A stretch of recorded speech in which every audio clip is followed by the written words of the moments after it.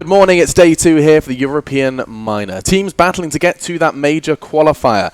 It is just 2 spots available in Europe, and of course coming from all around the world, they're going to be battling to get that major spot. It's a long road ahead, and already that road has ended for 4 teams of the 8. We have 4 remaining now who are battling for just the 2 spots remaining. It is going to be double elimination from here on out, and it is going to get a little bit dicey. I'm your host, Alex Machine Richardson, and I'm joined by 2 fantastic gentlemen who've been hanging out with me here in Romania. It's Halvor Vendetta Gudestol and Una Natu Lepinen. I'm getting better at your name now, Natu. Yeah, not too shabby. I'm butchering your second name, but I mean, that Una, I think I'm smashing that now. I mean, if you're Finnish, you say Joona. Shoot. I actually thought the Lepinen part was closer than the probably Joona Lepinen. Is that good? The way he's looking at me is so sad. We're just going to have to deal with that. You can take solace in the fact that you're getting closer and closer with my name. I am? Yeah. Oh, man, my Norwegian is coming on leaps and bounds. How are you doing today, gentlemen? You feeling fresh? I see you're color coordinated again. Yeah, no, we have secret meetings. Do you send pictures to each other in the morning? You do, don't you? You coordinate. Oh, I'm not part of this clique. I'm not. Well, you seem to always figure it out anyway, so we just assumed you were spying on us. Today I just assumed green. I thought, today's a green day. Yeah. It's evidently not. Fair enough. It was a great day yesterday, and I think that's where we will start our discussion. Before I go ahead and probe the minds of these CS geniuses about what did go down in our first day of play, we're going to have a quick look and reflect upon what happened day 1 here at the European Minor.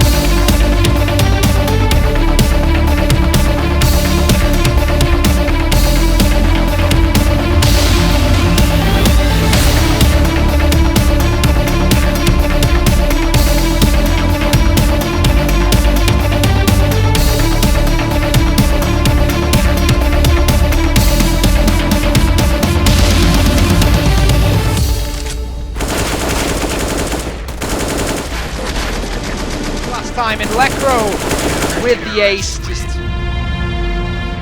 going to be able to see the smoke. I mean, Alex, though, he's peeked out, but a smoke saves his life. JW doesn't spot it initially. Alex, one of these shots, he's destroying the entire hit of his own. No, even gets that third one. Switches over to the pistol, shuts it down, and he's going to get that last. Problem is Znajder here now as he walks out. He's in position up on the bench. Single kill yet to his name, unfortunately. Pronexus is, but they move up there. Znajder finding 1 and 2. Beautiful headshots from Znajder.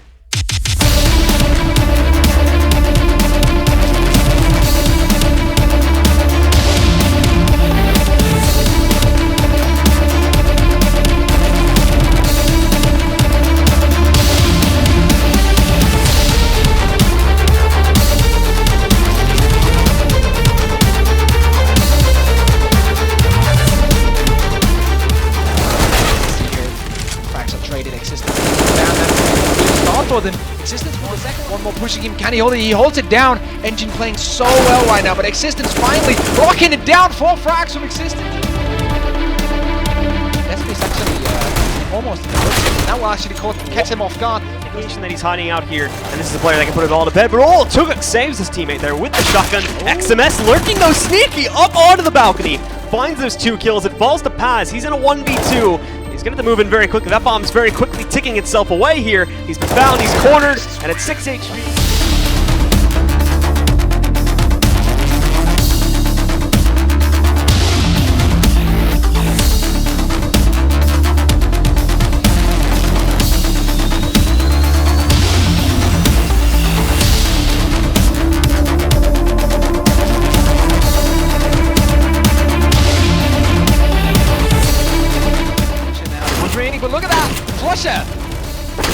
Axe 7 triple. What is that?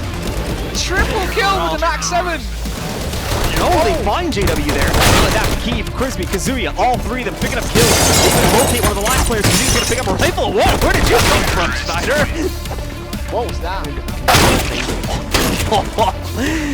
Wrecked. That had to hurt. There, but the gates have been swung wide open, and no. They haven't seen this. He's going to go in again. Again, he gets 2 kills. They've lined up for him here. Kazuya's going to be able to burrow, but he still doesn't realize that JW...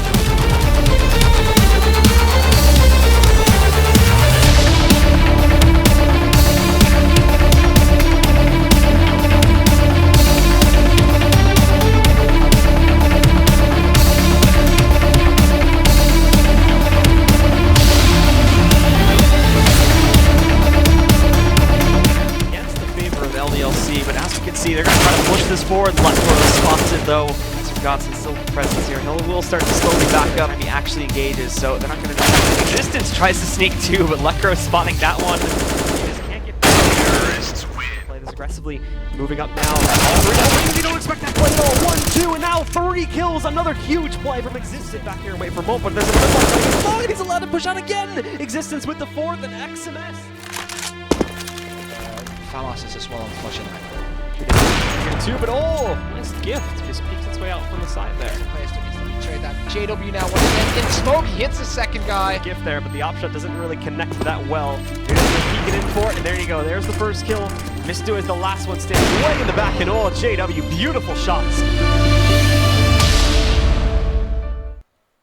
It was a great first day, and I do love that we can see not only the in-game stuff, but you can see the player reaction. So much on the line for these guys. Yes, I said it was a long road, but you really cannot trip or stumble, albeit Godsent did just a little bit, but managed to stabilize towards the end of the day. I think we'll start a discussion there. They are surviving, and that was our kind of our opening in the pre-show was Godsent feel like they deserve this. Godsent feel like this should be given to them on a silver platter. But they have had to work hard to even get to this spot now alongside Epsilon. Definitely starting off losing to LDLC, not the kind of start they wanted. Obviously, they were talking about it on social media, the fact that they wanted to get off to a great start so they can build confidence and get into the groove of things, and starts off the worst way possible. Not necessarily just that they lose, but it was a game that they were never really winning at any point. It was LDLC messing up. Obviously, the 2v1 situation with Mistu and XMS versus JW. Exactly. That's like the one thing that got them into overtime, and they still end up losing. So it's just like a total grind that still doesn't go their way, which has to be pretty rough for those guys who've already seen enough adversity going into this. And with the mention of LDLC, it would be foolish not to start actually by bringing up the teams that we've lost. If we bring up the attending teams, we can highlight who we did wave goodbye to. Natu, 4 teams already chopped out of the minor. I'll let you highlight exactly who we did lose. I mean, Heroic, I guess, is one of the invited teams going out, but at the same time, we talked about this yesterday. It's a big change for them. Glaive going to Astralis, and they're bringing in a new talent in Nico. Ents going out. I guess that's not a surprise. They came in with a stand-in, lost one HR in the beginning game, Hellraisers, and then eventually played a best of 3 against them, lost in 2-0. Also attacks going out, and LDLC in the end. I guess that's a bit of a heartbreak to the two of you, considering the Kevin fan club we had going on here. Excuse me, I'm not part of the Kevin fan club. Hey now. Yo. I've already gotten your membership card. Like, everything's signed, sealed, delivered. It's waiting for your hotel room. I'm not ready for it. I don't want to. I can't commit. I'm scared of commitment. You have to commit. Like, it's a tough fan club to be in. Oh, it's a lot of heartache. Okay, well, LDLC. It's been a couple of years of heartache. Yeah, it really has. Still worth it. LDLC were eliminated, and I mean, alongside, I think alternate attacks was just an intriguing one because we saw little glimmers of like genuine, not brilliance, but of competition. Yeah, I mean, I think they have a good game plan. They have the tactics and stuff. But like I said yesterday, the team is kind of gray mass. I mean, apart from Kyiv, they don't really have standout players in my opinion. Enough. So they don't stack up too well against teams like Godsent, who have obviously not been struggling, but still the ceiling of the skill level that the team has is just way higher. Yeah, and I think also you have to consider the fact that the game they lost versus Space Soldiers, that sent them into the lower bracket, was a game that they probably should have won. Yeah. And if they end up going into the upper bracket playing LDLC instead, they might be the team going out first in the group. No, or ending up in first in the groups. So it's small things that happen that just either sends you packing or actually sends you on to the next stage. Yes, and of course those stages are so damn important. I keep talking about getting to the major, but it also does, or rather the major qualifier, but it does also some money on the line. This is the prize pool and how it is broken down. You can see that there's just 2 spots available. Should you get to the grand final here in Bucharest over the next 2 days, you will get that spot at the offline qualifier, battling with truly the most intimidating major qualifier I think we've ever seen to date. It is absolutely absurd. We'll be talking about that more later. But there is also a chunk of change on the line, 30,000 for first. So, gentlemen, with all of that said and done, coming into today, we've got an awful lot to look forward to. I think the only kind of unmentioned team so far that we haven't really addressed was Space Soldiers and their walk in the park to this point in time. You know, like the dream, which seems to happen in most tournaments, you know, with the structure, you win 2 best of 1s, and then you just sit back and relax. That was the dream for them. You can see they did take down Attacks in their first one and LDLC in their second. And that was it. Space Soldiers could just chill out. And now they'll be meeting Hellraisers a little later on in the day. You can see the schedule there. That's how it's going to be happening. You'll start with Epsilon Godsent, get that Swedish affair, and then Space Soldiers Hellraisers to get to that upper bracket final. That'll be played out later today. So it does look like we're going to be locking in one team straight away today. We'll be getting that first major spot, or major qualifier spot. Damn it! Too many words. Let's not get ahead of ourselves here. The major spot is a little bit more elusive, wouldn't you say? But Space Soldiers, boys, let's just discuss these boys. Well, obviously we talked about how they were on the on the brink of going down versus alternate attacks. Just first game of the day yesterday, but they ended up bouncing back after 2 eco wins on that CT side of Kabul, and. What was really good about them, obviously we've been talking about this ever since we saw them at Aces ROG, the fact that they've just had this games as well, right? Yeah, well, yeah, that too as well. The fact that they just had this constant progression, positive progression really, for the longest time, and you're seeing more people than just Centaurus being actual vital members of the team. And it doesn't really have to be Centaurus getting 25 or 30 kills, because now you have Paz chipping in, Desp stepping up, from time to time with Ops being, extremely impactful. And obviously that's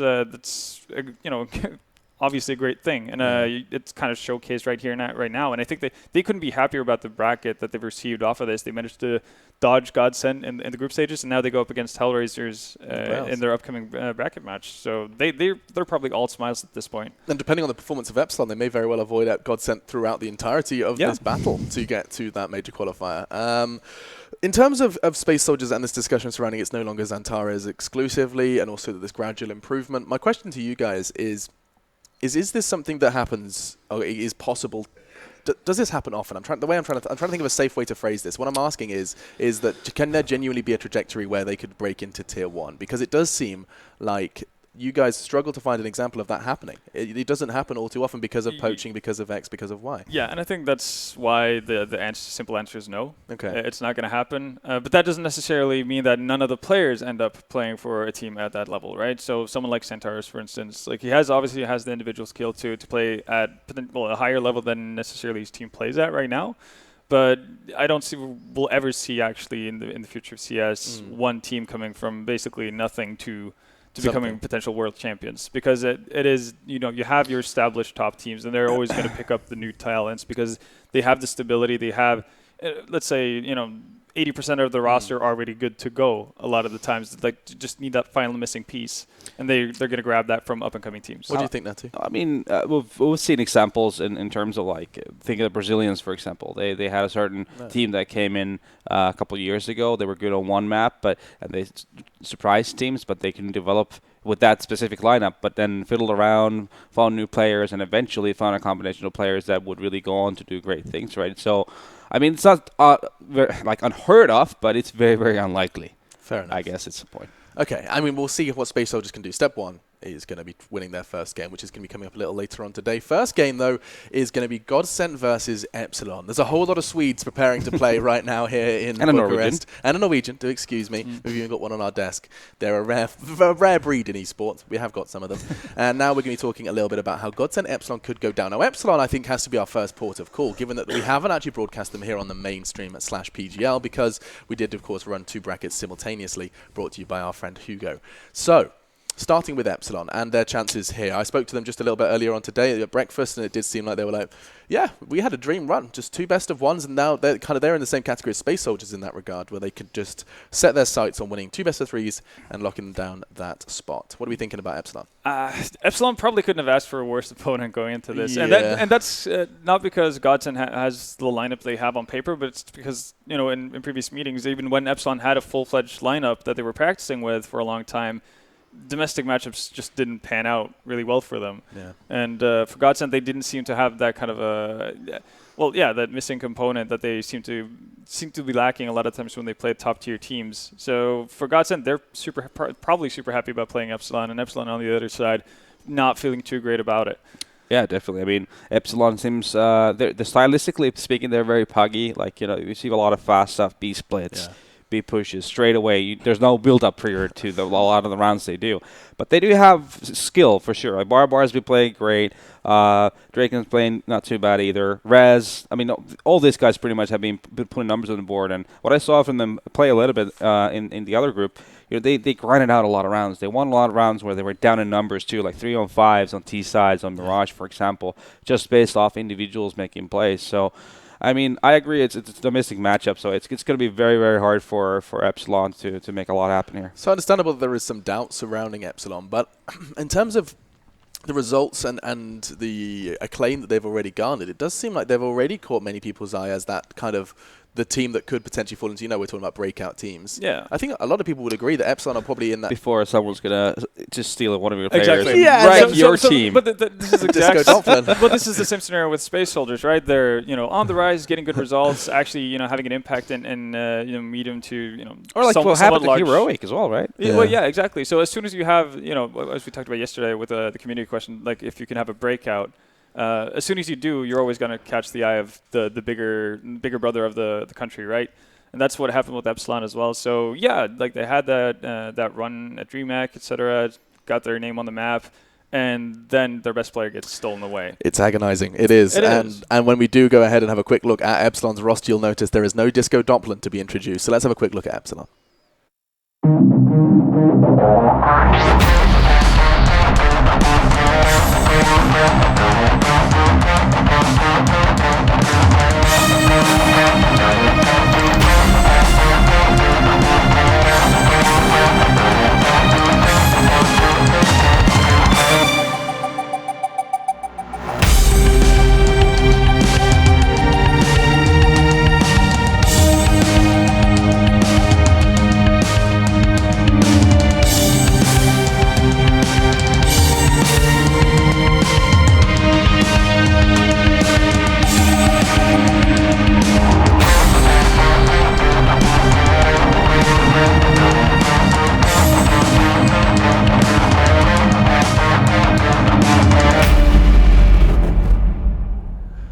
There they are, the Swedish boys who are going to be looking to do some damage. Already proven their worth in many a tournament prior to this, but they do seem to have hit the ground running with this shift in roster. Now, what about the new blood? We did see him introduced there, the new name filling that seat, and obviously filling the big boots that is Disco Doppler and Halvor. Yeah, so for those who don't know, Kalle obviously... drop the story, drop that info. Exactly. So Kalle used to be, he's probably the last really, really good 1.6 player to come out of Norway. Had his basically his breakthrough in 2009, 2010, just coming more or less out of nowhere. Actually played in teams with Pronax and Barbar back in the day, together with Taki, who's also probably H2K or something at the time, wasn't it? They would play for H2K, I think. H2K, ESC, and those type of teams. And he was pretty much like the only shining light from Norway for a long period of time after we saw the decline of pretty much every other player retiring. You're my shining light from Norway, Halvor. Aw, so nice. So cute. I know. But yeah, Northern Lights. He was on a steady rise to becoming one of the better players in the world in 1.6, but then took a hiatus from playing just altogether and kind of dabbled when CSGO came out. Never really committed fully. He would have spurts where he would play more than anyone else in the entire country for about 2 weeks and then disappear for 3 months. Right. So he never fully committed to it. As of, I'd say the last year, he's been steadily playing more and more and just at least more consistently. And obviously that's been paying off. And he's got, a lot of context within the Swedish scene, especially that's probably why you end up seeing him in a team like this because, obviously knowing Pronax, all these guys, he's already got an in that sense. And what's so crazy is it is such a last-minute just transition. Just jumping Tuesday. in. Yeah, just, hey, buddy, what are you doing? I would like to take you to Romania. How's that sound? I've just realized I've still got a little bit of pink nail varnish on my finger from all the way over in Brazil. I don't have any nail polish remover. I will find some. Anyway, let's go ahead and talk about their opponent. It's Godsent, described by the desk as the favorites. Let's take a look at them.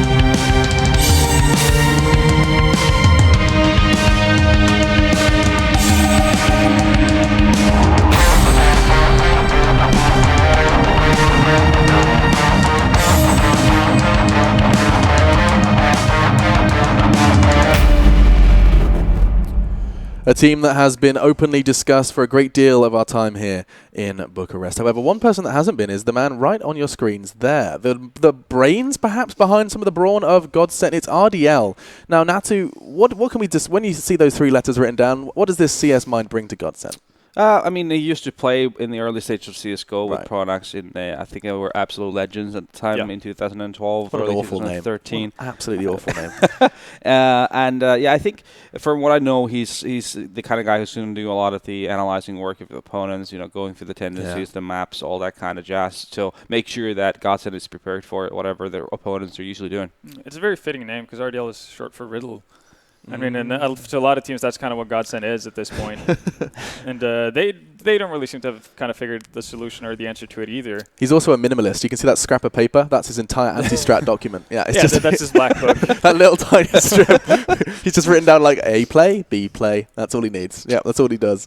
Keep it simple. Well, I mean, to be fair, they're playing against Epsilon, right? They are a very puggy team, so that's probably the extent of their strategies at this point with Kale in the lineup as well. Well, with a domestic matchup, I'm assuming the map veto does play a huge role in a best of 3. So I guess we can go ahead and start talking about maps and where these, well, I was going to say majority Swedes, but where these Swedes and a Norwegian are going to go.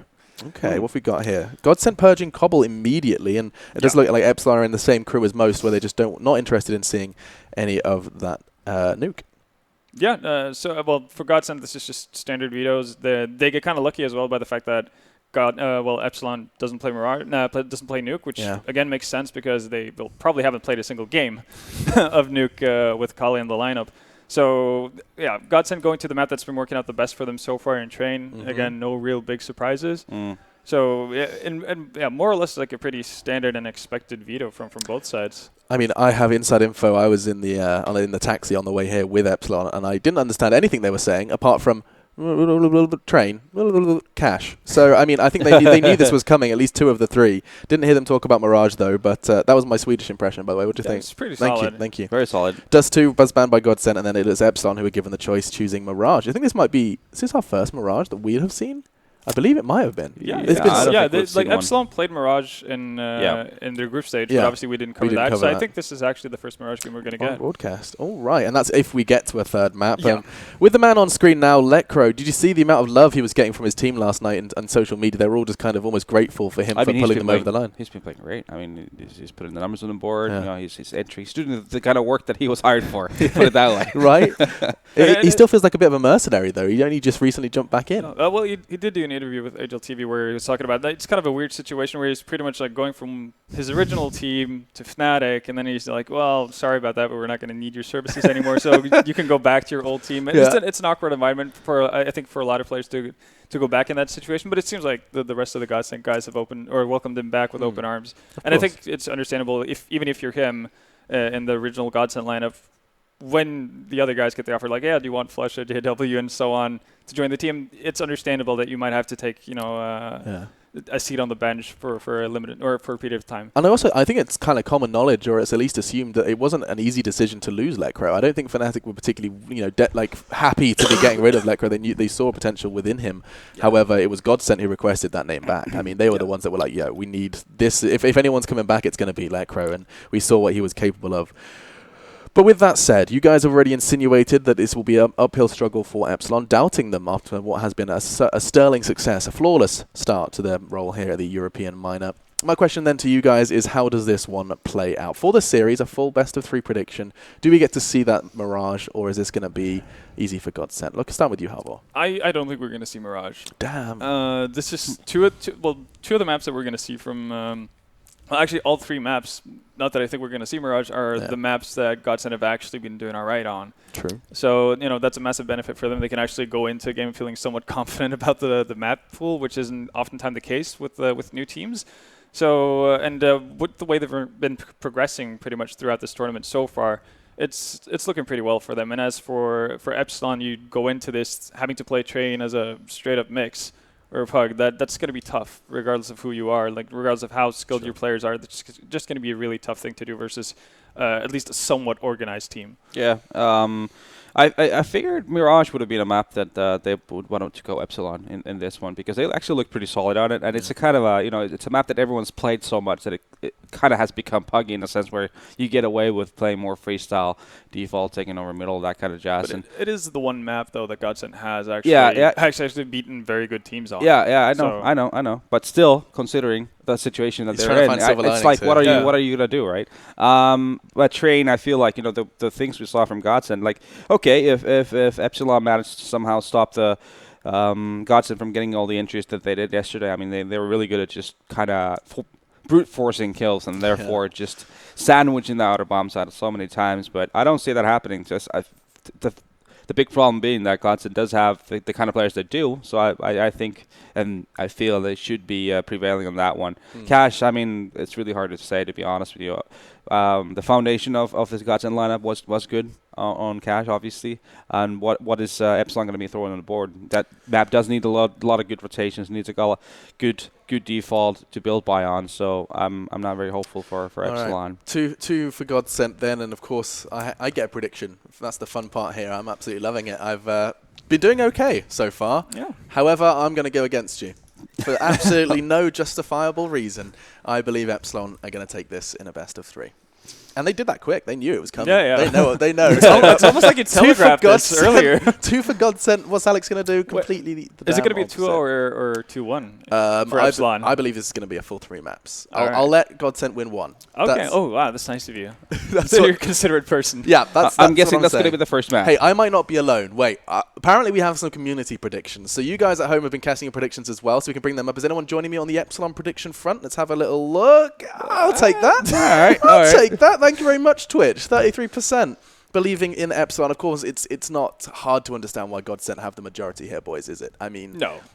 These names have been on grand finals of majors. They've lifted trophies, and the same can't be said for Epsilon. So I can appreciate why we aren't seeing that, or rather seeing a majority for Epsilon. But still, there is 33% of you hanging with me. Much love to you guys at home. Let's go ahead and bring some people I love equally as well. It's going to be Risk and Blue who are going to be casting your game. We'll bring them up. Boys, where the hell is your Astralis shirt, Blue?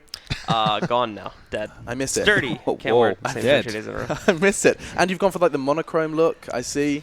Did I not get the white or black shirt memo? I feel like it's just me. Sorry, man. I mean, that's what happens when you oversleep. Whoa. Bus me. Oh. I'm still wiping the sleep out of my eye, but we're all good. I had a full, solid 6 hours sleep. I'm feeling fresh. Boys, are you seriously going to be going for the Godsent 2-0 as well? Yeah, I'm subscribing to that policy. I think Halvor hit the nail pretty well when he said that these are the 3 maps that Godsent play really well on, and the first 2 being Train and Cash are just very good on those maps. It's weird that they let it go through to Train again, considering how strong they were on it yesterday. So I mean, with it just being open season in that regard, I feel like Godsent's going to just start off really strong here, and they'll become unstoppable by the second map. Yeah, if I was Epsilon, I would have just banned Dust or Train and let Nuke out, because it's not something Godsent really play either. Like, why wouldn't you just ban one of those 2? And then get them sweating about a Nuke pick. That's actually a good idea. Yeah. brainstorming on the vetoes, but we're going to let you guys go ahead and jump into the cast. All right, take it away, boys, and enjoy that first map. All right, well, thank you very much. And as we get prepared to jump into this map, which should be starting in just a few minutes, of course, we're going to talk a little bit more about this going into it. Surely you cannot stop Godsent now, right? They seem good. They seem like they're on form. Is there anything that's going to get in their way here coming in from the other Swedish roster? Well, the one thing that I have written down in my mind as the thing that could help them is that this is a domestic matchup. So these players know each other very, very well. They know how they play individually, they know how they play as a team, and they know the 2-3 combos they have, because they of course they play gathers, they play mixes, they play face it, ESA, all that jazz. So they know how each other play. So that could be the one thing that I have in Epsilon's favor, because, well, of course, Godsent clearly the favorite on pretty much any other term. Alright guys, well looks like we're getting into the map already here. Sides have been decided. Epsilon is going to be starting off on the CT side, and Godsent will be jumping onto the T side to begin their map pick here. And on the opening push too, not really swaying from a lot of the stuff that we saw yesterday. They're just going to open things up for the default lineup. Smokes going in to allow their T-Con push to go forward without too much of a risk. And they will indeed get through this one. But znajder moving his way up to the bomb train very quickly, not spotting any of the CTs yet. There's Barmar though, picking up his first kill and a second one. Freddy B finding the third frag. Apologies there too against Flushes. So Godsent, I mean, they got the straight start to that one, but all of a sudden it shut down completely when Freddy B's third kill on the round there. They knock it out very quickly, and Godsent don't seem to get very far at all. So what I see there is, I think really Epsilon have done their homework, because the way that Godsent play that T-pistol round is that they have a couple of variations, but basically what they do is that they execute towards A, they ignore backline. So they play in the positions that they know they're going to face, and Epsilon just hold the correct positions and wins all the battles, because they know exactly where Godsent are going to go, because Godsent have been doing this T round for 5 or 6 train games in a row now. And we see too, again, Godsent will still be changing up their policy after that one. Now the second round force comes in for them because of no plant. On the opening push though, we can see here, it is going to be REZ watching out for the push back around the corner here. He waits for it to roll back in. Won't be catching any of it. Does not want to take a risk on moving out either. And at the same time, we've got those few players from Godsent just poking over into the box halls. Same thing, waiting to see if they can catch any aggression from Epsilon. But they're very well controlled currently, and they're just holding your basic pattern for the CT side. Nothing out of the ordinary from this roster right now. No, definitely not. What they're looking to do here is for JW perhaps to get an opening down at alley. Usually he's the guy who goes aggressive at first, tries to get the opening pick. He has a Deagle. Deagle is pretty good on this medium to long range, so they're trying to just see if they can bait out a peek from the CT, but of course REZ is just holding it back, and that's perfect. That's just the way he has to play that position. So REZ is doing a good job. He knows exactly what he's up against, calls for the backup when he knows, okay, there's at least one here, and Freddy B just comes in and takes JW down. And with that, again, the guys from Godsent will be forced into making a choice over here, more than likely just heading into the B-bomb site, judging from the current lineup. It will take them a minute to get znajder to rejoin with them, but even as they go in, it's not looking good. How they finding that first, second, and third kill. A quick cleanup from him. Godsent don't get very far at all. znajder coming back a little bit, finds one shot with the Deagle to take down REZ, but getting anything beyond that will be difficult. Freddy B chiming in with another pickup there, and Epsilon go up 2-0. I love the fact that Calais is just called Calais Star. That's so like 2004-esque. If you go back to CS names and how everyone was naming themselves. It's just a blast from the past. I love it. I always struggle with like pronouncing or figuring out what they're trying to say when they like spell the stuff really weird like that. Like I was looking at Engine's name and I couldn't really figure out that it was actually Engine until you actually said it when we were casting. I was like, oh, yeah, I guess that does make sense. I only found out because I read his first so name, like and his first name is literally Engine just spelled normally. Yeah. So, but yeah, I didn't figure out until I read that either. I mean, at least Europe has been afflicted with the plague of guys just spelling their names backwards for some reason. That goes there. But this round is going to be an absolute shutdown from Barbar. Moving in, and he gets up a nice 4K. Godsent there on their trash round. Don't find anything at all. And we're actually going to a pause before we even are on our first gun round there, assumably coming in from Godsent. Much needed, though, since they don't really have any impact at all on these ecos here. So they just need to take a breather and make sure the strat is set, because this is already like a dangerous economical build-up from Epsilon within the first 3 rounds here, with all of them already being able to fully rebuy if they drop this first gun round.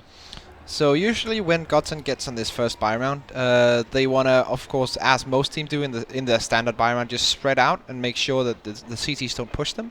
What they eventually is going to do after perhaps JW gets picked down at alley, he's like 9 out of 10 times going down to alley and trying to find the first peak, either with the AK or the AWP, then they're probably going to do a run of fake, because that's usually what they like here on train. They do a lot of noise outside, especially Pronax lurks in interesting positions, and then the rest of the team just walks all the way back and hits the B bomb side, or the other way around if they start off in B and then make a lot of noise there and then rotate back and hit the A bomb side. Epsilon, though, seem to have a good read in terms of what they're doing, but as mentioning now, maybe needing to bust out something a little bit different. Should be, assuming this is a tactical pause, should be unpaused in just a second here. And we'll go back into the game to see what Godsent are going to throw at it. But initially, though, because of the minimal impact, I mean, we can see it. Utility is going to be very limited beyond just the basics they bring to the table. It's just your smokes across the table, but one HE grenade sitting on Znajder and the Molotov for Flusha. That's about it beyond the flashbangs. They really aren't going to be able to do anything crazy tactical here to try and get these guys out of positions if Epsilon are going to be bunkering down. So one thing that I'm seeing, which of course you mentioned, they are lacking utility, but the way the Godsent usually plays this when they play a map like Train is that they go seek for the individual 1v1s to begin with, and hopefully with the talent that they have in this lineup, if Epsilon decides to peek and challenge them, they can get the first 1v1 and the second 1v1, and then they can use the limited utility to kind of like, okay, we have this 1 or 2 man advantage, we only put 3 smokes down, and then that's going to be enough. The one thing that Epsilon has to watch out for is that they have to play extremely carefully, to play very defensively, so they don't allow Godsent to get those opening picks, so they are forcing Godsent to use all their utility to get in towards the bomb sites and get those battles. But the way that Epsilon have been playing so far, and the way that I've, like, all this stuff that I have written down and seen from them, they are playing very intelligently. So they know this and they have this in mind. Yeah, Godsent have been the players that try to push themselves in there and really punish any of that extra aggression the CTs tend to throw out in the early round, but Epsilon have been playing just their basic game of defense on the sites themselves. They haven't been ones to really creep out and take those risks. Saw that differing in the last round, of course, but that was just wanting to get through the third round really quickly and shut it down. So a little bit of a variance there. I highly doubt they're going to do that on this round, and more than likely we'll just see them go back to that basic pattern where Godsent is going to actually have to fully commit to be able to make those entries. They won't be able to capitalize on mistakes anymore. And off of that one, obviously, is where things might get a little bit tougher here, where the T's are currently behind by 3 rounds. So still waiting for the unpause to come on, I would assume now. Yeah, just a little bit of a sound issue there, so we'll get that fixed pretty quickly, and then we should be able to resume the game here. It looks Flusha's looking inquisitively at that headset. Is this a headset? Exactly. What is this? I never seen this before. What is this? Oh, just having an existential crisis. What am I doing with my life? My head? Look, he's not even putting it on right. What's he doing? Where's this supposed to sit? What is this? Admin, what? Look at him. Anyway. That is perfect. Oh well, to bring it back into the game, one thing that we have to note in this round as well is that Epsilon, they are of course trying to do the economical thing and saving the UMP-45s, bringing it into this round as well. As we know from the meta so far, the UMP-45 is being used a lot. Of course, we know that it has the armor penetration. If you hold close angles, it can be really good as well. And if you use it in combination with utility, it can actually be just as fine as an AK, as long as you don't take those long-range battles. So, fine decision for Epsilon. They know that the CT side will need them to have a good economy throughout this game, and they need a good economy to win against Godsent here. Well, we'll get back into things finally as the unpause rolls in. Godsent actually sending quite a few of their players again over there to the top of the ladder room, and easily one of them just diving right now. But actually, I was saying they weren't going to get aggressive. I was dead wrong in that regard. 2 of them pushed right up through Ivy, and JW gets knocked out really early on in the round here. T's already meeting a little bit of trouble with getting into the bomb sites here, but over on the B bomb site, it's not as aggressive. Barbar's going to be forced to fall actually stuck in the open lane. Still gets the kill, almost transferring the spray onto a second one against Flusha, but it does not meet the connection. Freddy B coming in to take the place. They will get access to the site. The bomb is not here yet, and Freddy B taking more of these duels in the open with Godsent's players. It works out well for him. Knocks down Flusha, and they've got this isolated down to a 4v2. So there goes Kala with 1, and now it's all on Znajder, 1-man army against 4 Epsilon players. And well, Snyder's a great player, but I don't see him having much chance in this one. He has some utility though, so it's not completely bleak for him. He has the bomb as well, and 50 seconds to go. So considering this is a 1v4, this is probably one of the better 1v4 situations he has. And again, he's just going to sit back and wait for the players to work their way out of Z. There is one hiding on there, but again, as mentioned before, Beyond the slight little bits of aggression, which are working out really well against Godsent, they are playing it really passively now, and there's good reason to this with the clutchability of the members of Godsent that we've seen yesterday. They do not want to give them that scenario. They do not want to hand them these individual 1v1s if they can avoid it. So just waiting patiently, and now he's going to go for the peek. Goes around the wrong way, though, so he'll get the plan. But Kali handles it very well when it comes down to that first 1v1, so he'll take it out. And that will be Epsilon claiming their 4th and first gun round here now in the half. I actually really liked what they did down in alley. Potentially, of course, doing not as I told them to do, but what they did is that they used the utility in combination with the SMG, and they played off that really well, but they only allowed one man to go and do that risk. The rest of the team were playing this passive, very defensive style, so they took the one expense that they could afford throwing away, and trying to do that to get an early advantage, and if that didn't work out, they were going to go all the way back and play defensive again. But it did work out for them, and, well, combination of smoke and UMP-45 will probably surprise many players here, and it did there and got them the first kill. So Epsilon again, they'll be able to hold a very good advantage here, but it's not going to stop Godsent from being able to roll right into this next round, of course. They fall right into it, and while they're kicking up the heat now, they go for a very, very fast play to outside. Not committing to it, though. Keeping Flusha over here just outside of the box. Also, he's out because Barber tries to go in to investigate. He finds his own death in there, and that's going to force quite a few of the players to rotate in, but at the same time, Godsent will move in. Pronax finding his first kill against Kali in there. And with that now, they will get full control of the site. Something that we haven't seen yet here. Draken trying to hold a position inside of it still, but he takes a lot of damage crossing through that Molotov, and they're spraying him down a little bit there too. He's going to be at 39 HP, and this is going to be a tough one to retake. REZ sitting on the other side there. They've got positions to work with, but it's really not good. Oh, a nice shot from REZ, though. One tapping onto Pronax to be able to kill him, and does he spot this player below him on the tanker, though? He's being loud. Certainly the Godsent guy knows he's there, and there's Flusha. Zigging her on the backside, knocking out Draken. REZ falls next, and Freddy, to finish things off, falls to Flusha. There's where Godsent strikes back, and now they're on the board. Yeah, I really didn't understand or like the play that Barber did. So basically, Barber's holding B alone. They stack 4 guys or 3 guys outside, want to rotate quickly. But Barber is alone on the B side technically, and he decides to put down a smoke and then push through the smoke, and then instantly just die to flush it. And when he dies, that allows Godsent to basically take the B bomb site without even having to duel anyone. The second guy was rotating in but playing passively to play the retake with his teammates, so that basically gave Godsent the bomb site for free. REZ and Draken now actually going to go for a double op setup, and REZ looking right at one of his opponents right now, but obviously his attention's drawn over here towards Ivy. He had a perfect shot against JW, but he crouches away just the wrong moment there, so it ends up connecting onto the wall instead. The missed opportunity, and also both the oppers have taken early damage here too. Flusha moving into those box halls again, challenged a little bit, but it's just some nades tossed in from Epsilon, so nothing to worry about. And again, Epsilon are back to playing that basic style here on the CT side that we saw back over like a pistol in the second eco too. They're holding it away, not doing anything aggressive right now besides holding Kali up on top of the blue train. Yeah, really nice. So just forcing the terrorists to stay back and stay in those very, very defensive positions, forcing them to use their utility and forcing them to commit to something. So they just like can open. For example, Pronax was ready there in Pop Dog. He could peek down, maybe gotten some damage off or frag off, but that is not allowed with that smoke going down. And the same with T-Main and T-Connector. That Molotov going down there, forcing the terrorists to stay back.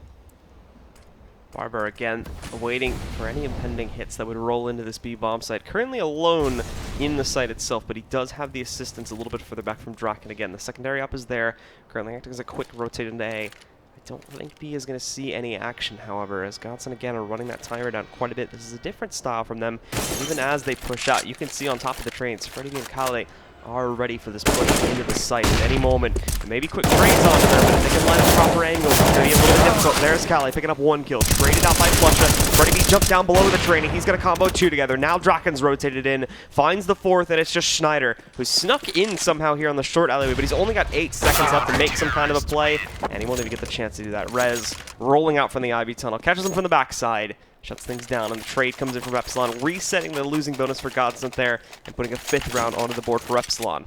That was really beautiful by Epsilon, and the way that they played the outer bomb side there. They basically hold the terrorist back until 45 to 30 seconds. Then with that amount of time left, okay, they said, let's do something, let's find out if they're there. Pop flash goes in, peek comes in, they catch 1 guy, and then damages the second guy down to something like 10-20 HP. And then they know where the terrorists are going, and they can just spray them down, and as you said, just combo the kills.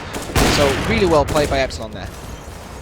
again, hunting for those players in T-Con. We almost saw a kill back over an Ivy before from the player that's moving in here, but JW, no fear whatsoever, pushing in the missed stop shot. This could be really bad for REZ. He's able to hold, though, and JW does not feel confident in pushing in. He's got him down to 8 HP, so a slight victory for Godsent. Where he's been detected here now, and he's going to fall away from it and regroup with the rest of the squad, who are currently moving into the box halls there to try and go for a B hit. A bit of a change of plans.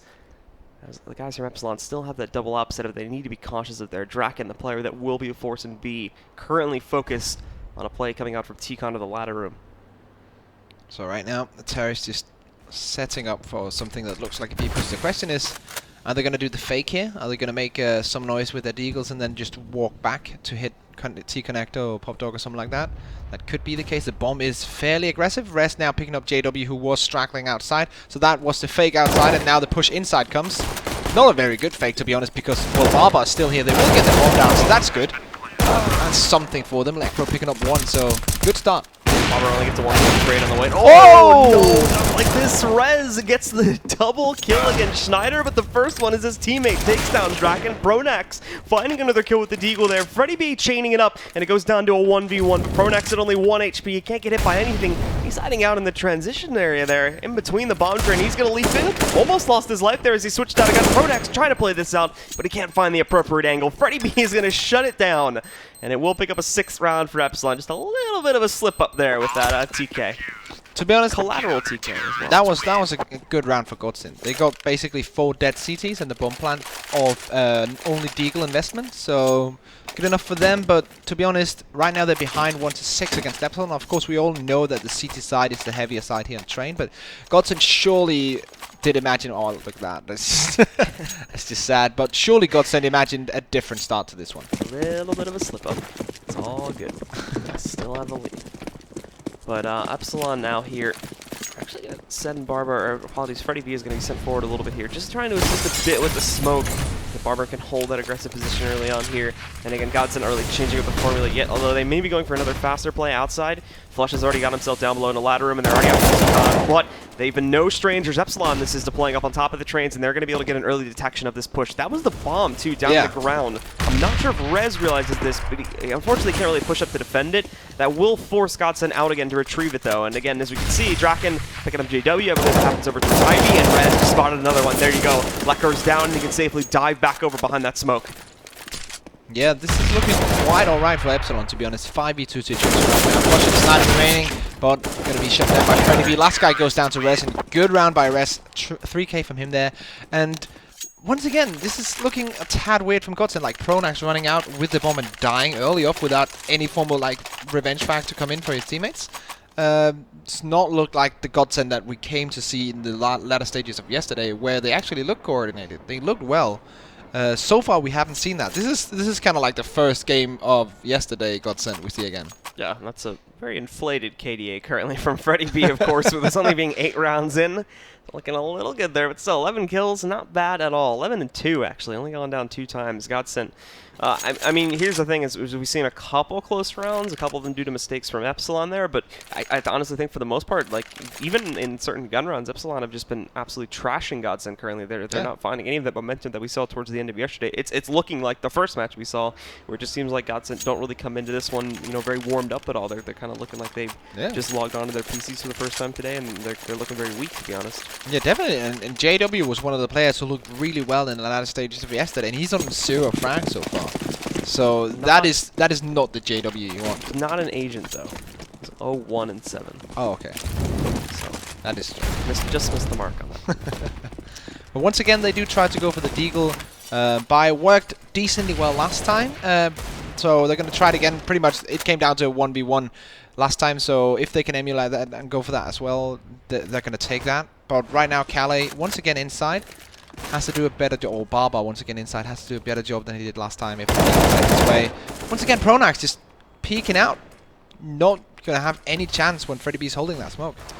The Eagles, unfortunately, have not been ringing true so far in this one. We can see JW playing out towards the long there, but meeting a lot in Freddy B. As we can see behind the E-box, really just taking his time with that one, just waits patiently for the push. Assumed someone was going to eventually roll out, and well, he's rewarded for that. down yet another member of Godsent. The last three are very split up currently. It seems like these two have an opportunity to try and push into the inner site, but even there, Epsilon are ready for it. They've got a player sitting over on Z for the rotate, and they still have the usual suspect here. Barbar watching for the upper pressure there too, and I assume the guy that's rotated in has eyes on ramp. Flushes at 14 HP. If he even slightly peeks, Barbar has the angle to absolutely destroy him. The ramp switch is going to come in, actually draws the attention, but there's where the player that rotated in is able to assist with that one. Kale finding both of the kills on the inner site, and with REZ grabbing JW back over by Ivy, it'll be another quick shutdown. No damage at all going on Epsilon, I believe, in that round. And it goes up 8-1. And I think that round was the correct way to play for Epsilon against Godsent and for anyone against Godsent, because you just have to assume that they are going for these 1v1 duels since they believe that their individual level is way better than their opponents. So usually they go for these 1v1s, and if you're just at Epsilon, just waiting for those 1v1s but constantly being on guard, you surely are going to win them, especially if you have the better weaponry. Now it's a time for Godsent to shine. They have the weaponry, they have almost all the utilities they need, so they need to win this round right now. They won't be going to it on a fast pace, however, at the moment, just seeming like there's a bit of chaos across the map as the CTs are trying to hold them away. They're using the smokes and one that are being tossed out. Nades as well, as we saw. One almost got to flush up, but could hold back, and again, pretty much full HP. As Barbar is your main man to watch this, although he's kind of restricted currently. They were going to go into the inner site. That would be a great time, as Barbar can't really do much besides just hoping to get a lucky spray down into that smoke if he times it properly, but judging from the track record so far, Godsent have kind of shied away from the more direct hits that we were seeing a lot of yesterday on this map, and they're taking it much more slowly, running down that timer and trying to surprise, but it just doesn't really seem to be working all that much against Epsilon. No, Epsilon is just very...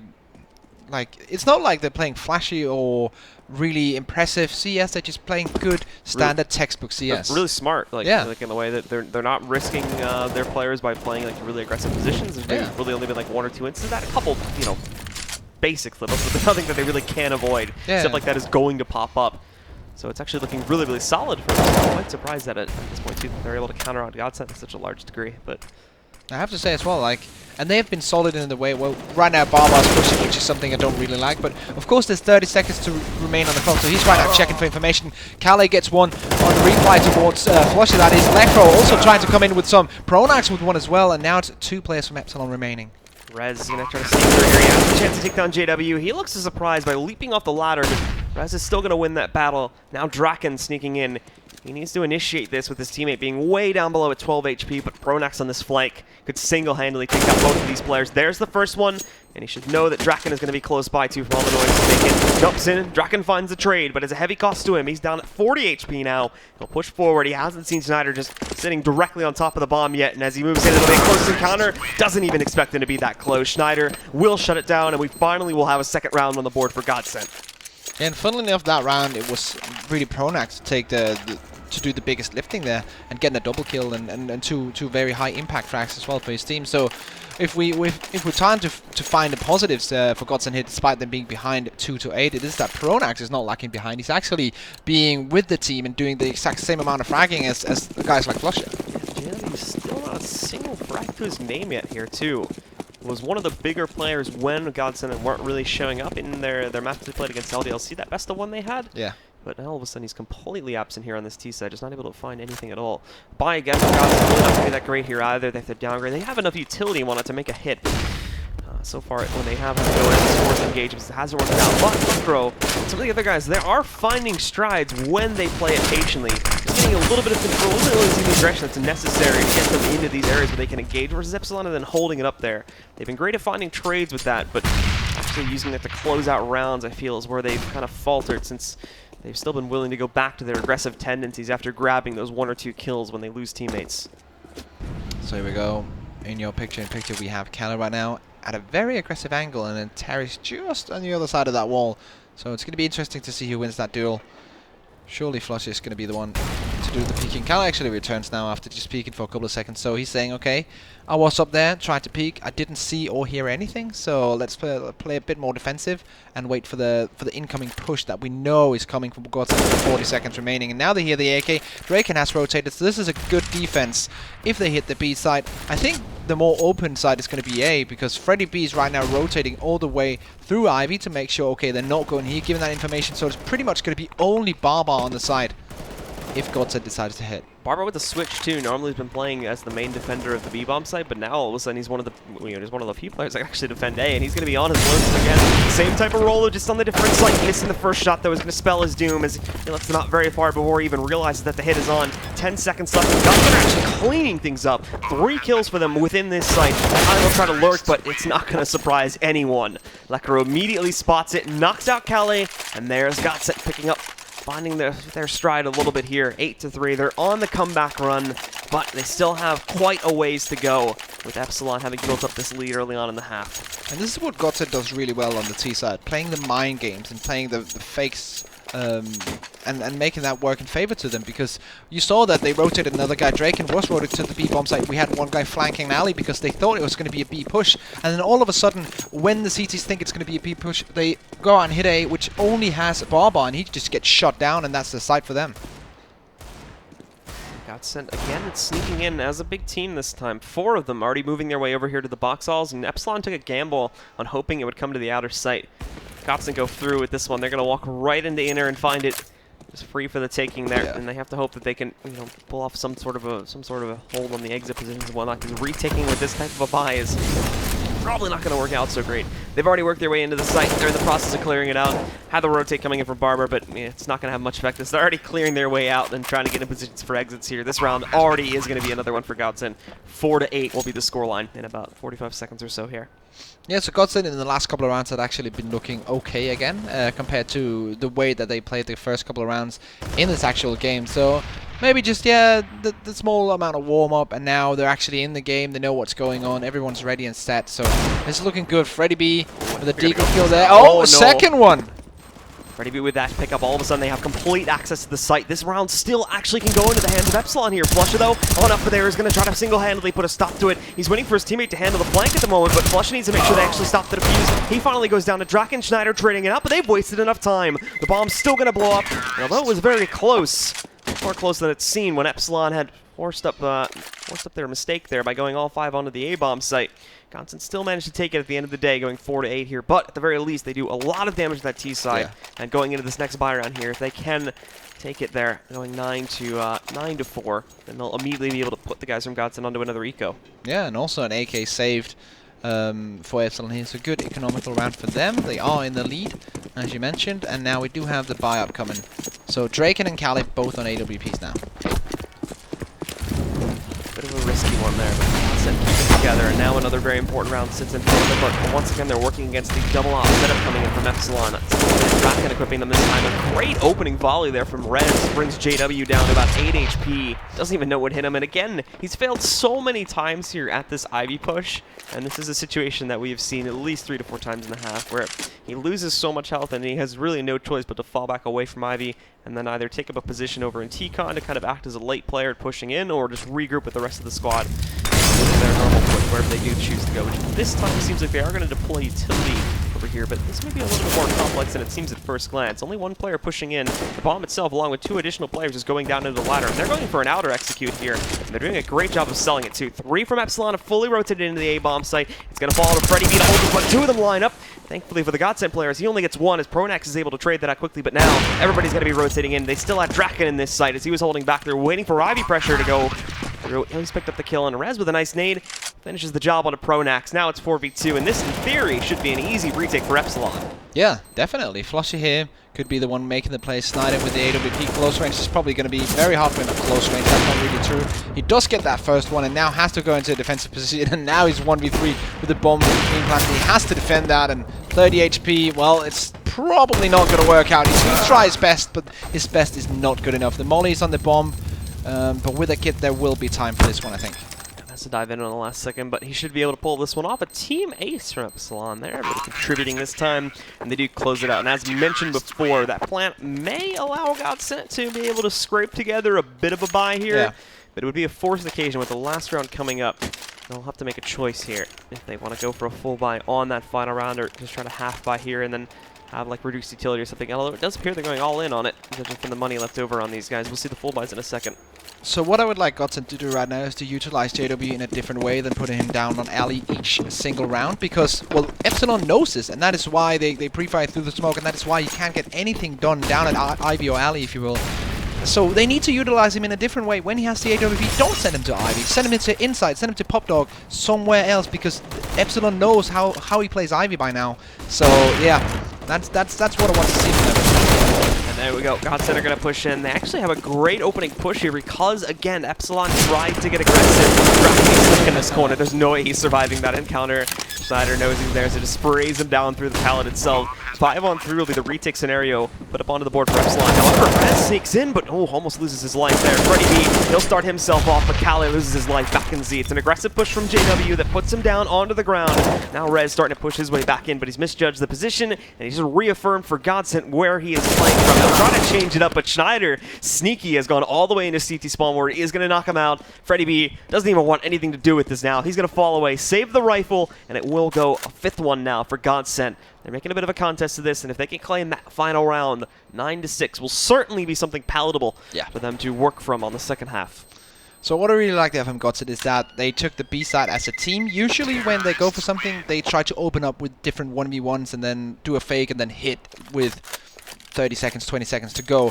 This time around, they did not go for 1v1s. They went for a full team push, they went inside, and it really worked out for them. So very well done reading the way that they have to play against Epsilon. So what they need to do is continue with basically the plays that they did this round and play as a team, play as a unit, maybe wait a bit longer, maybe try a few more fakes, but definitely not try and go for these 1v1s that they usually do, because Epsilon knows how they're playing, so they're going to be able to counter that.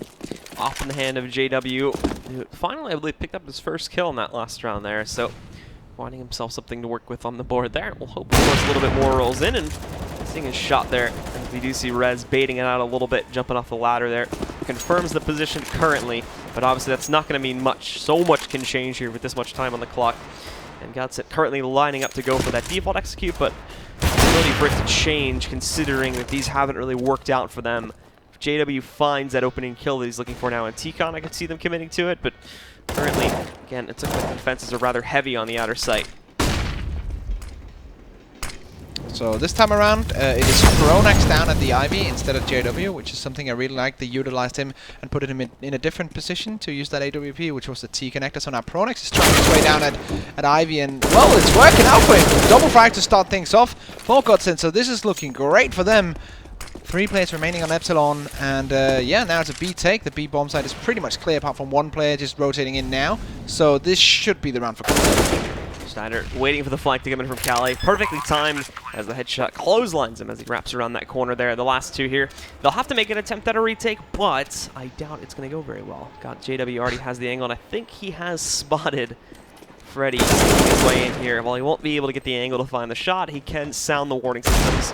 And now Barbar, the spirit of Harambe, as it would seem today, is going to find his death again as he moves in there. Godsent will claim it, and there you have it, the 9-6 half. It was looking like really bad for them. I think at one point we were down like 8-2 or something, but again, much like many of their matches from yesterday, they seem to find their stride at the very bitter end of it. So they brought it back, and now that's where it gets dangerous, because as I said, it feels like right now the Godsent are kind of really momentum-based, and with them finding those few rounds going into that second half, they're hopefully going to feel a little bit better about themselves, and that spells danger for Epsilon if they can find that confidence factor on the CT side. And I really like the way that throughout the game, Godsent really figured out, okay, what we're doing in our normal systems is not working, because, okay, obviously Epsilon had watched a lot of demos of us on this map, so they change it, but they change it a tad too late. I think if they changed it 3 or 4 rounds earlier, they could have had a way different first half. But still, then again, they salvage it from a terrible start, so it's not too bad. Godsent 6 rounds in, now switching to the CT side. Godsent grabbing 10 rounds on the CT side of Train is very likely, in my opinion. And with that here now, we will get into the second half. As you can see, there's some replays from the last round there, but buys and whatnot will come in, and we will engage ourselves into the second half now. Much more utility-focused buy on Epsilon there comparatively to Godsent. As we can see, quite a few smokes and whatnot being deployed from the Epsilon side, but 4 armor buys and a single smoke for Pronax. A lot of the kit being picked up there from the Godsent roster. And Pronax waiting for it to go in. He doesn't actually see the hit initially, but they're going to know it's coming in. Znajder, JW finding 2 quick kills there. Already injured and the bomb's gone down just in front of the bomb train. They get it to the site, but they don't have a player that can capably put it on the ground currently. And Godsent are wrapping in. Epsilon need to redeploy and find some aggression here. Otherwise, they're going to be overwhelmed way too quickly, and they'll have no chance to claim this one. REZ tries to push, but that's where the boosted position for Pronax comes in. He's going to find the frag against REZ. They hold on Ivy against Freddy B, and Barbar falls very quickly after that one. Godsent claim it. and they're on their path to tying this game right back up. That was a very intelligent pistol round from Godsent. So what they basically do is that, okay, they know they have USPSs against the Glocks, so they don't want to play close range. They basically just hold the long range duels. They have that one guy boosted. That's a great position as well. And they just wait for Epsilon to do something, and then they'll react to that. Either they'll rotate to inner bomb side, or they'll just, well, take the duels outside as the two players push in. And they do exactly that. No kills for Epsilon at all. So well played by Godsent, who will be forcing up 3 M4s now. This is interesting. 3 and 4s in play here too. Going to be possibly taking some more of those long range duels. For dangerous against the Eagles. Thankfully, though, the opening push allows Lekro to grab his first kill against REZ there as he kind of walks out from the ladder room. Doesn't really get a whole lot from it, unfortunately. Goes down and puts things pretty quickly into a 5-on-4. With Godsent again still looking very, very secure in their positions, and it's all kind of left up to Epsilon here. Thinking, oh, what? You just know that Pronax is tilted right now. Random shot through the smoke. Oh, not again. Nothing Pronax can do about that one. I think they're going to boost him. This one, he can actually see his opponent, I imagine, if he gets the chance to do it. Freddy B, as we can see, as we turn off the X-ray, I do believe he can't see anything. Waits for it to fade. He spots him, and there you go. A second pickup from Freddy B. Takes down JW, and now Ivy's an open book. That was insane from Freddy B. The first one, a tad lucky. The second one actually really working out. Third one, fourth one! Freddy! Freddy, an absolute god right now, and only one more kill to go. Can he pull off this ace? He's got an SMG to work with too, but he's still sticking with that Deagle. Wants to finish things off. The last battle is against Flusha out here, but hold on, Flusha, he may not be done fighting for this one yet either, but he misses a chance to cut off Barbar. They're going to sneak their way over through Z, not necessarily sneaking, but they're going to rush their way through Z over and into that B-bomb site just to make this secure. I wouldn't call this round done yet, however, but Freddy B has certainly made a contest of it. Yeah, definitely. He's the one-man army in this round for Epsilon. But Flusha is one of these players, one of the most successful clutches in Swedish CSGO history, so he is the one you want in this situation. Freddy working on, apologies, Barbar actually working on that flank right now. Freddy's gone way into the back over towards CT spawn to watch for a flank. Has anyone actually realized that he's cut his way into the site, though, is the problem. I still think the angles on it that they have are good, but the smoke, and oh no, he's going to mind game this one. Trying to get them to give away their positions here by spraying into it. He knows Barbar's going up on top. There's the first headshot, looking for the second one into Flusha. Such a smart play from him. He's going to be able to clutch it out in the 1v2. Shut it down. Now keep in mind, in theory, this is a round that Godsent should have won to begin with. So overall, I would still call this a big one for Epsilon. Yeah. Freddy specifically. That's still an overall victory for them, but Godsent do manage to reclaim it. And with that one, of course, they pick up their 8th. Oh, that is just sad from Pronax. He just, oh, well, that just goes down. But yeah, to be honest, you picked it up. That clutch from Flusha was on point. He went for the fake play, intelligent, got the first kill, knew the second one was going to be in the opposite direction, usually, and just took that battle, took both battles, and just won them out. So well played by Flusha. Once again, one of the best clutches in Sweden and in the world, in my opinion. So, nicely done from him, playing it out, and we can see Pronax. Now they're going to go full control in this round here. The Deagle investment came in from Epsilon again, but as we can see, not a lot being attained from them currently. Freddy B's gone down, so no 4Ks with the Eagles from him to be expected on this round. The last two pushing into the B-bomb site. Currently, actually, Flusha's only here, so if one of the Eagles, or even Draken, of course, can find him, then they'll have a chance to still get the extra money from the bomb plant, but the overall odds are still looking at weak. And there we go. They push into the site. Flusha's actually going to dip away. He'll let him get onto the site, and there you go. There's the Deagle kill. Unfortunately, they lose the bomb plant. Flusha finishes off Draken with a grenade, and Flusha's going to find that last kill, too, against REZ. So now it's 9-9, and we're going to have the buy round coming up. So this is pretty much what decides who's going to take the upper hand in the fighting on the rest of this half, both economically and also, of course, round-wise, because of course, Epsilon are buying up here. They don't have that much money to spare. Godsent are going to have a tad more money, but they are on the CT side, so everything is going to be a bit more expensive for them. So this is basically a momentum round and a monumental round as well for the rest of this first map. Epsilon pushing their way out. Nobody towards Ivy. It's going to be very, very direct there as they move their way through the locker room, and Whitehall's leading to it. But JW just goes directly into the ladder, finding one. He's hungry for more, but that's going to be an overcommitment. REZ not only taking down JW, but then adjusting his aim, taking down the player on orange. But you said it correctly. The flank's coming in from B. That's all they have, though. They don't have any additional plays. Look at this from Flusha pushing out a 2-for-1 trade. They don't expect any more to roll out from here. Lekro's going to pick one up. Draken trying to trade, but he's giving away his position. He's going to get knocked out, and Godsent will pick it up with a big flank. That was a huge flank, 3-man flank from inside. It's been a long time since I've seen that big a flank coming in the back of some terrorists. And of course, you said it right. Like, they get the first kill, of course he gets 2 kills, okay. That's the flank done. No, there's a second guy. No, there's a third guy. So that flank just completely destroys Epsilon. So, with Godsent back onto the winning train here, the only question remaining is what does Epsilon have strategically here on their T side to prevent the full comeback from happening here?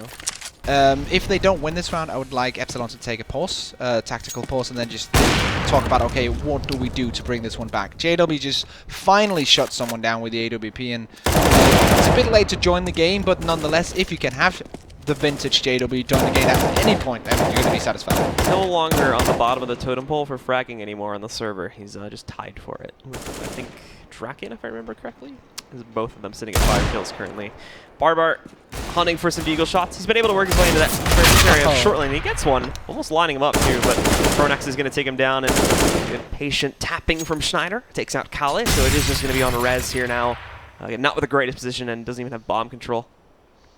So REZ surely to lose this one. So right now, I'm thinking the rest of the teams are just either conversating off TeamSpeak or just basically just thinking about what are we going to do in this next round.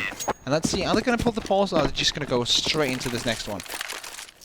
Okay, so they're just going to go straight into it, and here we go. Epsilon, they have a plan, and they must have a plan, and they know exactly what they need to do here.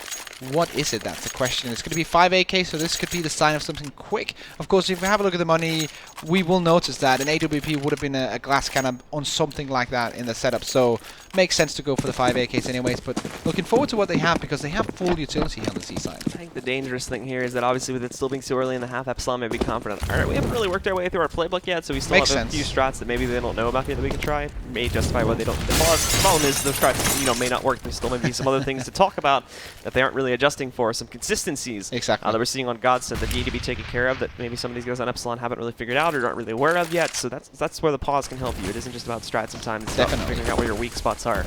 And without actually taking a few moments to figure that out, it's going to look very weak for you.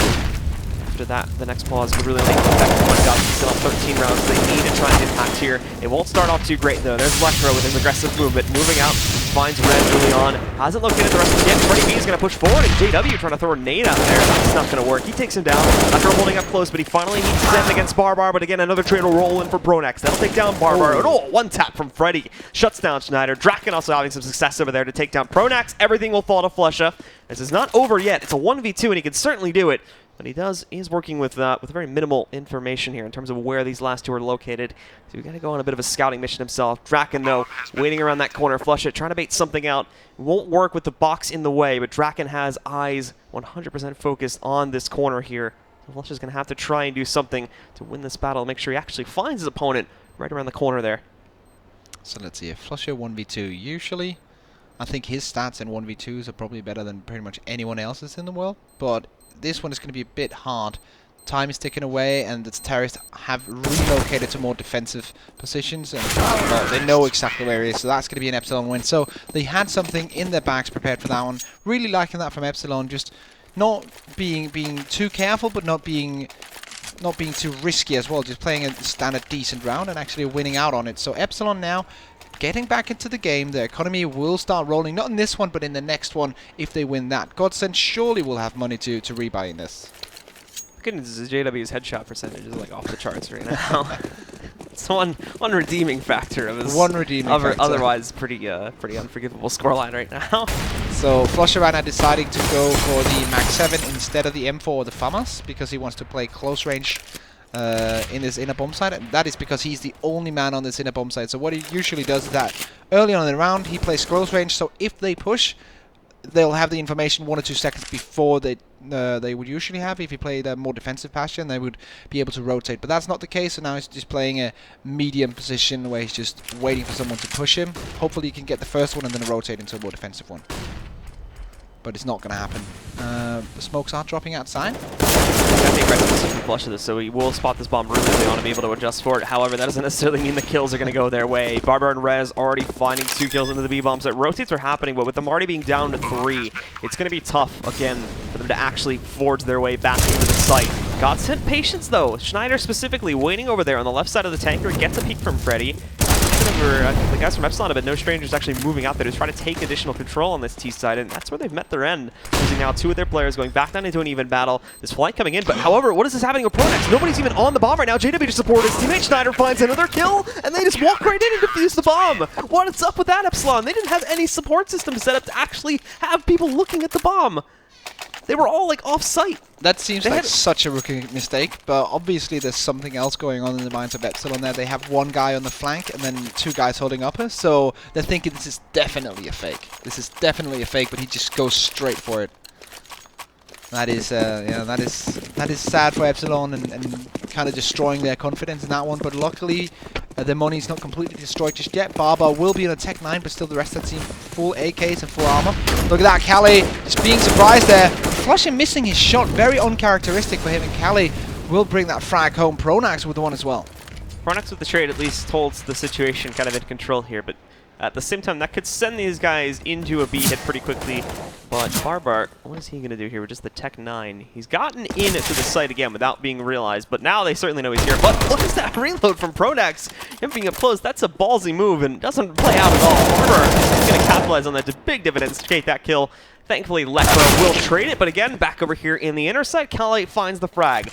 Problem being, though, about to mention this, the bomb was down way over outside of T-spawn, so any kills they get in one, they still have to adjust into having a guy fall back to retrieve this bomb, as they were all pretty far away from it. So these kills on inner and outer aren't really going to matter all that much, since they haven't really been able to actually execute yet and get that bomb onto the ground. So right now, we have Electro on the outer bomb side with 20 HP, JW on the inner bomb side with 74 and an AWP. So if Lekro goes down early, and he could go down because he's so low on HP, it's going to be incredibly hard for JW to retake this one. There we go, Kali picking it up. Now it's all on JW, and surely there's no way he can clutch this close range AWP. It's going to be very hard. Smoke goes down as well. He's even going to push this with smoke and just gets killed straight up by REZ. Kali with the triple that round. Great play from him. Making a fight of it still here. The money, however, for the T side is not looking great at all currently. These rebuys are going to be very, very stretched. I think Kali is even going to donate an AK so they don't have to go down to like a Tech 9 with utility buy or a Galil there. But that's still going to be the case for quite a few of these players. Barber and Draken, I think, most notably, looking kind of currently. We'll see in just a moment. It looks like they actually are able to get AKs for everyone, so not the end of the world there. After everything's spread around, it still looks like a full buy.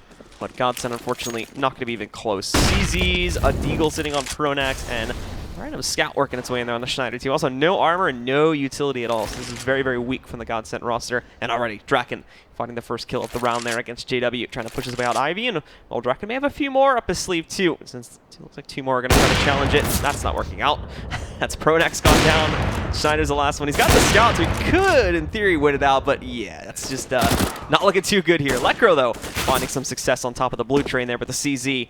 Only using 3 of the bullets there to pick up that first kill. The second player in the corner, but on the repeat, finally meets his end. And now it falls to Flusha, who is going to hold close up on the bomb train to do as much damage as possible here. So let's see, Flusha makes up the magic happen. No, it's going to be Kali shutting him down. And that was an interesting choice of play from Godsent there. They lose the first guy to an AWP holding long range on Ivy, and then they decide, hey, let's just go 2 more guys out there. That's genius. 1 by 1 as well. Yeah, so well, they tried to do something where the one guy pushed out first and then the second guy was trying to line up the shot, but it just did not work out at all. We can see it here. Bait. Yeah, Draken is just, he's too good to let that happen, so. Sees the bait attempt there, catches the first player anyway, and the player that was actually trying to capitalize on the bait there decides to bail out of it completely. So just does not really work out there. But eco round, so not a big deal that it ends up getting washed away there. Now, of course, with the reinvestment coming in again from Godsent, this is where we hope they can do more damage. Utility will be limited, though.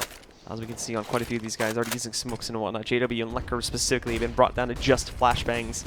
And Epsilon themselves are sitting at the gates of the B-bomb site, getting ready to push their way into it. And I believe the bomb's going to be grouping up here to fully commit and go right for it here. See what they can do. They still were adding some pressure back over here at outside. And actually, they've changed it up a little bit, too, in T-Con there. Lekro finding Barbar. They're going to try to push their way into this site. They almost lose the bomb there.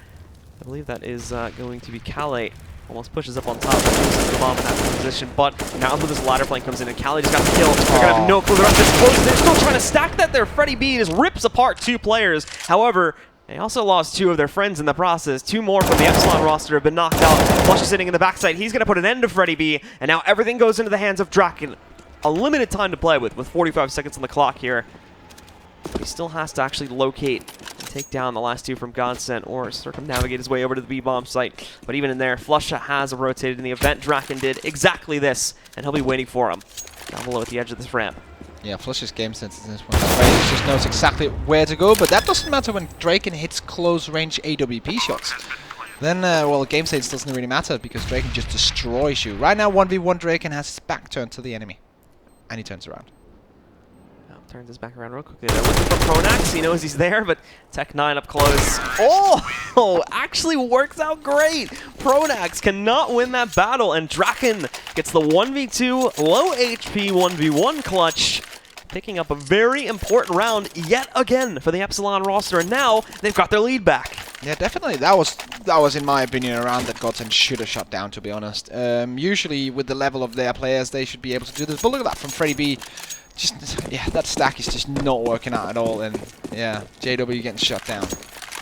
So Draken, and this is the more impressive kill easily there. Yeah. Draken with a split-second shot there to start it off, and then finalizing into the Tech9. Worried a little bit there that it wasn't going to work out, but he actually, I think, hits that first bullet when he initially peaks, and then obviously it's just a shutdown from there. And looks like Draken may have himself a buffet of kills again back over here at Ivy, or at least one to push in his direction. JW is pressed out against it.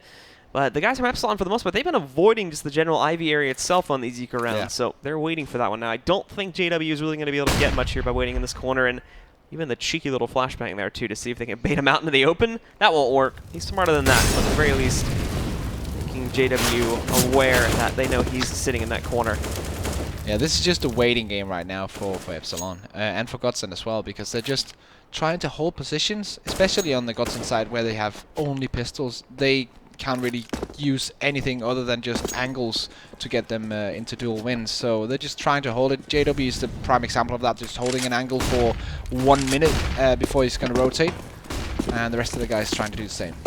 REZ again moving out with the rest of his squad. Is Epsilon going for the execute here? Godsent were playing heavy inner, but now they've got to try to rotate in, but they're going to be blocked by smoke and everything. Freddy be sneaking around. There's the first strike. Taking down znajder here, and there's no one left in the A-bomb side. Everybody else had rot back around.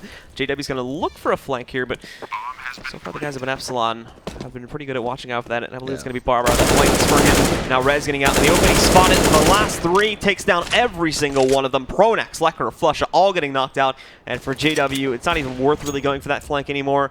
Just going to sneak away to try to find a better position to really pick up 1 or 2 kills before going down as he works his way over here to the top of ladder room.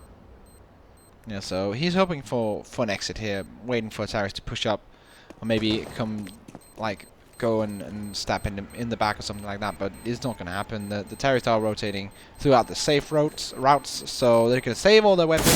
JW is not going to be able to do anything. He's going to save a P250, that's something, but still not the thing that he was hoping for. He was hoping for an exit frag and maybe an AK.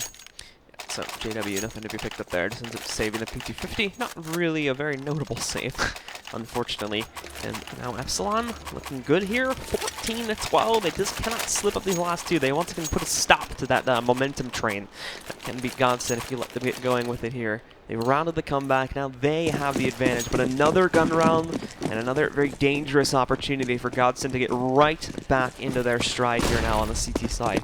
But they themselves have been much worse off of actually getting the read on the situation from Epsilon here. Oftentimes, we've seen Godsent players end up being surprised by these things. This one's going to be rather straightforward. All the pushing in. They've already sent players out through the T-connector into the short lane, and 2 more downstairs at the moment in the line are getting ready to initiate. There's znajder, though. He's moved up. He's spotted them playing around there with the blue train. They're not going to pick up any kills initially, but there's Electro finding the first one there. REZ responding, and JW with a nice line up there. 2 and 3. There's the JW we need to see. Yeah. A quick 3K on the round, and Godsent bring it back.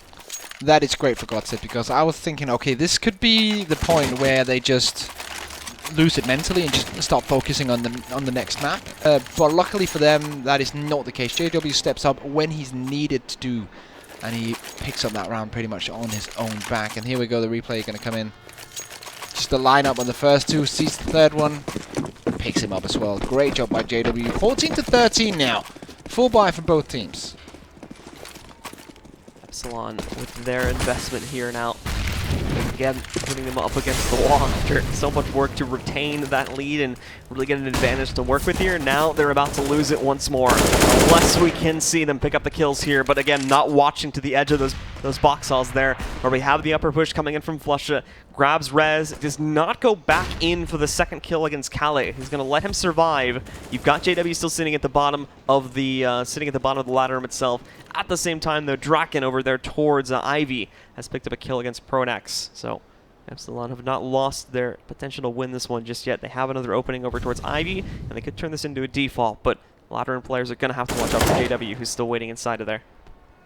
So what they're doing right now is that they're trying to work in these two-man hit squads when they enter the bomb site. Right now in alley, that's exactly what's happening. One close range, one long range from the Epsilon side. The same thing happened when the CT players tried to move inside and go aggressive in the beginning of the round. znajder picks up Barbar in a 1v1 duel, which is not something that you should usually go for. But Kale picks up another one, so now it's 3v3. And Freddy has a big flank coming in too through the tunnel currently. Trying to make sure he can actually spot znajder, but Molotov the deep. Oh, Freddy doesn't get anywhere with that flank. Realized and seen by Godsent, and Lekro's even going to pick off Draken over here too. Nicely done by the Godsent players, and now it just falls to Kale in the 1v3. He's going to rush his way over down to the B-bomb site, but he's certainly not being quiet about it. Loud as he can be, and rushing it before the smoke plumes actually catches Flush off guard a little bit. Prioritizing on the plant. The Molotov, though, can he actually get him over the ground? Oh, He gets it, so it guarantees the bonus money at least. The round, though, is still going to be Godsent's, as we're tied again now. Yeah. 14-14. Good job by Godsent bringing it back here. And I really like the way that they played CT on the inner bomb side there, because it's very hard to justify pushing up one man, but the way that they did it with two guys lower, being the hit squad, and then one guy upper, when he hear the information from the guys lower, okay, they're peeking now, he can go out and get one frag for free, basically. So, now again, we go back into the battle here. Godsent themselves, JW specifically having to go down to the shotgun here. Once more, the rounds are close, very close, coming down to the wires. We were no strangers to those sorts of games yesterday, especially on the Godsent ones. Yeah. But Epsilon here too, out for Draken. The last cannon out by from him. AK players are fine, but maybe having to go down, and JW, who's been playing in this area before, rows right in there, takes down REZ, finding that first kill, and just snatching him out of the sky. He's gonna hide the oh, too, he switches back to the Max 7. He's the second player up there, and that's the bomb. He just stole it from up top. It's now fully committed down into that ladder room. Actually, no. It looked like it fell down for a second, but it might have just been a weird glitch on my end. Looks like it does manage to stay up top, so they can still get that back, but even going to retrieve it, they've got to be careful of JW. Yeah, 2 frags early on for JW. He got the first one, took the AK and rotated back, and then his JW sense just said, no, let's go for another one. And he picked it up, so great by him. Draken now trying to move in with his AWP, trying to find some kind of opening that can allow Epsilon to do an A-take, but Godsent are not allowing it right now. They're playing very defensive, correct positions, and the flank from Pronax shuts it down. Kale and Barbar remaining. Now, for these two, I mean, they got bomb control again, and they're going to try to do the same thing that happened in the last round. The last-ditch execute here into the B-bomb site. Pushing through the smoke is Barbar, but now Kale's lost his life to a Molotov. Barbar trying to wrap around, but he's going to get knocked out by Flusha. Godsent get themselves to match point first, and it'll go round number 30 to decide it. There's JW again, though, making those big plays. Finding a rifle, goes back to the shotgun a few seconds later, however, and then gets that second kill against the bomb carrier, setting things up for disaster on the rest of that round from Epsilon, and allowing Godsent to pretty cleanly take control of that one. So we are going straight down to the wire, round number 30 here. Epsilon with the back foot. They need to win this one to secure overtime. Godsent, on the other hand, if they win this, they have won the first map. But I have to say, no matter how this ends, I am very impressed by Epsilon. Absolutely. They've shown some good stuff there, especially over on their CT side. It's just the T side that lacks that bit of finesse here to take down Godsent.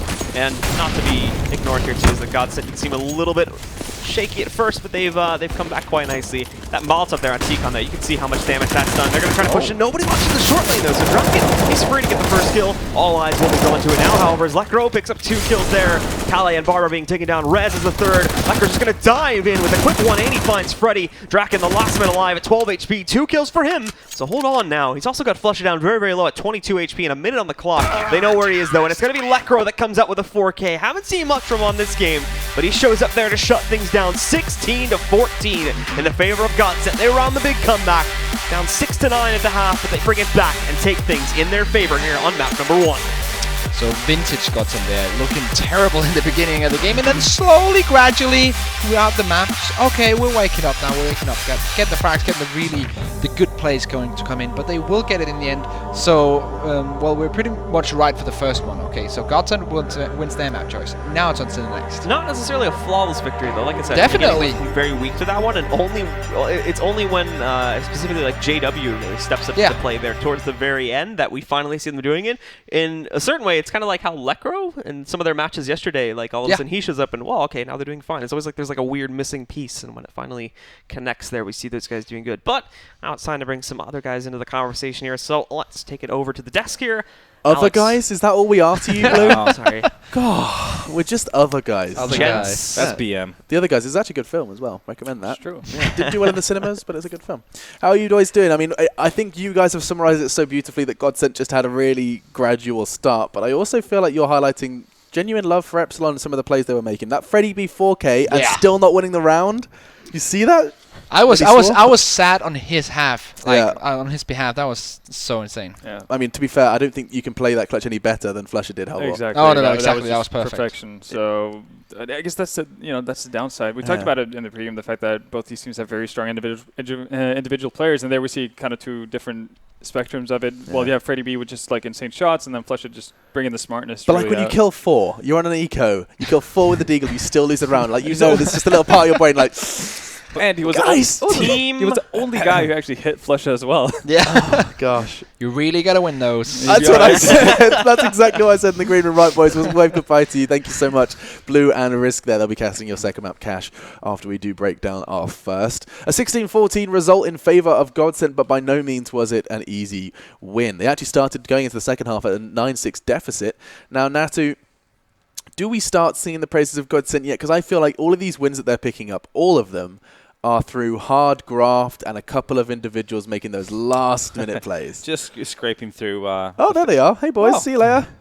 Behind the magic. Well, interesting. Yeah, they're just barely getting across the finish line, aren't they? There they go. I mean, very, very simplistic. Yeah. Dump down Counter-Strike, I think, is a fair assessment to make from this game. I mean, not a lot of tactical finesse from either side. A lot of grindy rounds, trying to get the opening kills, and then, there was a round towards the tail end where Freddy gets out of alley. We see, it's going to be great. He's going to be behind all of the CTs, and then gets caught off, and everything just falls apart. So, what that says is that there's definitely no finesse to it. It's just basically individuals trying to make plays. You have a default, you're trying to run with it, you try to get the picks, and you try to overwhelm their opponent. Both sides trying to go that way. Now, Halvor, was there a genuine adjustment from Godsent on their T side? Because they were 8-1 down. 8-1 down on their T side, and they managed to close it out to a 9-6 half. That's something must have changed, or I don't even know. Well, I think the biggest adjustment is the fact that for the first half you didn't really see Godsent playing the same way they did on Train yesterday. And yesterday we saw a lot higher tempo from them. We saw a lot more aggressiveness. Obviously they had the money going for them in a bigger way that time around, but still we didn't really see those quick yard pushes as much as we did now. They tried to slow down the tempo, and that obviously works really nicely for Epsilon, because when things pick up pace, it becomes really hard to stay organized, especially for if you're not that well drilled, as Epsilon obviously won't be in this kind of a situation. And you can see that, they picked up the tempo eventually towards the end of the first half there, and that's what started netting them rounds. And obviously, once you break the CT economy, you're in a really good spot, pretty much on any given map as a T side. Yeah, and that can cause these swings and roundabouts. And JW had some great performances towards the end of that one. Holding Pop Dog, holding Yard, spectacular work from him. Mag 7 or M4, it doesn't really matter what was in his hands. And a flush out with the vintage 1-on-2 win also. In a bomb side, he has opponents on opposite angles from himself. Still managed to take clutch it. And this was a perfect demonstration of the power of utility as well. However, the first words out of your mouth when you're watching that 1v2 is he has to use that smoke on the bomb. He gets to the bomb, immediately draws out with a fake and a smoke, and that, I mean, I can't see another way of winning that 1v2. That's the only, then how you choose your own adventure. That's the only one where you turn the page and you actually get out of the cave troll. That was essentially it. He really did. He found the way out. Yeah, exactly. Yeah, no, he just lured one of the CTs out with that smoke and tapping the bomb, gets the kill, then instantly turns around and gets the other one. So. Too damn smart. No doubt Freddy, who did catch our ride on the scoreboard, will be a little upset about that. We can actually bring it up just to see how well he did perform. I was surprised to see a great performance from well, excuse me, I heard the casters say Lekro was quiet, but the numbers do not quite reflect that. 24 for him and Flusher, and it does seem like we're seeing a bit of consistency for Mr. Lekro, always plagued by that kind of inconsistent tag. In fact, last time we saw him, of course, when he was under Fnatic, we were always sitting there saying, if Lekro does perform, they're going to look good. And now, so far, he has managed to find an air of regularity to his frags. Well, I will say that a lot of the frags that he ended up getting came towards the later stages of the map. We didn't really see him having all that much impact necessarily on the T side when they were struggling. And even on the CT side, I'd say that it wasn't necessarily Lekro who had the biggest impact that kind of got them going. It was actually JW who saw pretty much didn't do all that much altogether in terms of just racking up frags. Yeah. But the ones he got, especially around Pop Dog, just opened things up and made the job for Godsent so much easier. But obviously, like, you can't discard 24 frags. So like some of them definitely has impact, but yeah, I wouldn't say he's like found that consistency just yet, because even though he's been playing pretty decently at this event so far, a lot of it has come on train. True. I mean, he had the good Dust 2 as well yesterday. Yeah, well, he had a decent Dust 2. He had a terrible first half, and then an okay second half. Was it again the T side where he struggled? I'm trying to remember, because it was, because the second half he was on CT holding that B site. Yeah. So you know, he's not quite there yet. But again, he's showing glimpses, and he's showing glimpses more frequently, which I guess is all you can ask for at this point. And it's early days, right? Exactly. Yeah, they've only just played for a while, and especially if you got to be in the front runner, be one of the entry guys, then you know it's a tough task, especially if you're still trying to figure all the kinks out. Devil's advocate, Godsent, even if they have just changed the player, and even if they haven't, they've got time to develop. A 16-14 on your map pick versus an Epsilon, who also, you know, are arguably a lower tier team and have just undergone a roster change. 16-14 is more speaking volumes about Epsilon than it is about Godsent, wouldn't you say? Like, they managed to make Godsent sweat, and there was still some fundamental mistakes that you guys have highlighted. Yeah, from an Epsilon point of view, you got to think about it. This is a missed opportunity. I don't think they had thought. I mean, in the best of 3 scenario, you see the maps, you think of Train. When you're Epsilon, you probably don't think you're going to be picking that one up. Instead, you're banking on the second and the third map, being more familiar with it. So, yeah, definitely a thrown away opportunity for Epsilon. A good sign of things to come for people that predicted Epsilon. Well, you can't really. Together. Well, you can't say that. You're all right. Well, you did give them the first map. I did. Yeah, so technically this is you're 100%. I'm still 100%. Yeah, well, I mean, at this point we're probably like talking like 350 or something. We'll see what happens. Oh yeah, with my maps. We'll see what happens on Cash, boys. We'll see. And before we do talk about Cash, we've actually got a question from the community coming in again. We've been doing these throughout the event. It's been really cool from Reddit and Twitter. This one does come in from Twitter. It's our good friend Low-Key Tomato, who's dropped another question. As he says, will Godsent become a force on the scene? Now that, my friend, is a question I have been asking these guys for a great deal of time. A force on the scene. Good question. I feel like I know what your answer is going to be, which is a resounding don't know.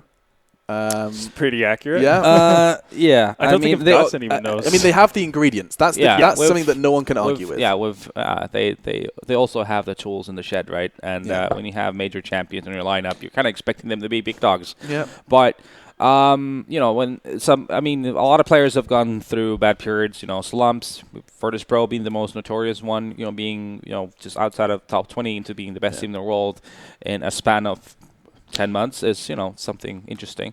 But also, I mean, I don't see a reason why these guys couldn't be a part of the big leagues, whether or not it's going to be this combination, the lineup, this 5, not 100% sure yet. You know, you never know if you need to do some changes at some point, but it's all just going to be mere speculation. They should be there, but I think that, we can put it this way: the majority of the lineup will eventually become a force to be reckoned with. More than likely. More than likely. Okay, so give it time, and we'll see what roster mania will bring if it does strike once again. Perhaps Freddie B will find himself on a roster like that because he is looking fresh. Oh, I don't speak like that. Fresh. That's me now, I guess. All right, guys, Cash is coming up after a quick break. Just quickly before we do go to that, I do want to ask you guys, do we see that third map? I've already committed to saying no. You said no, and you do the same, right? We don't get to see that third. All right. I'd like to see a third, and hopefully we'll be seeing that third one, as of course I am now apparently an Epsilon fanboy, given that my prediction was forced upon me. Let's jump in, though, to a quick break, and when we come back, it will be your casters Risk and Blue to guide you through map 2.